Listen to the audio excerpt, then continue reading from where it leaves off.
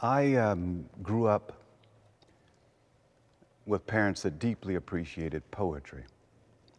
So it affects me greatly to listen to a poem, enjoy how it can summarize amazing amounts of information in very, very, very condensed space.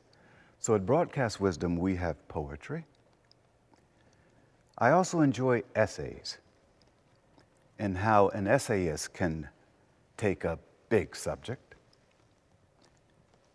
and stretch the information, but just so far, so that you become really full, and yet you've not consumed a great deal. You've used a little to think a lot.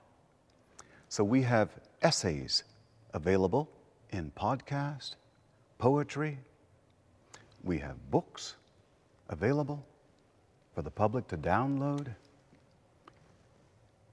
At the time that you are particularly happy, you may want to extend that happiness. We have information that's inspirational for extending the experience of happiness. And when people are sad, you have to think what sorts of thoughts would uplift them. We have motivational information to help people in that regard. Some years ago, with wonderful friends, we set up the Humanity Institute, the entire purpose being to teach how the world can come to higher civilization.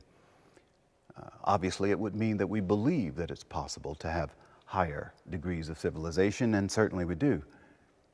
And then setting up the mechanisms for that would be Broadcast Wisdom as one example, and then all of the literature that we have gathered, edited, written, so as to be a fountainhead of nourishing information, actualized though, most importantly, actualized in our lives, so as to be practical test. We are testimonies to the value of these thoughts. Not simply purveyors, but actual testaments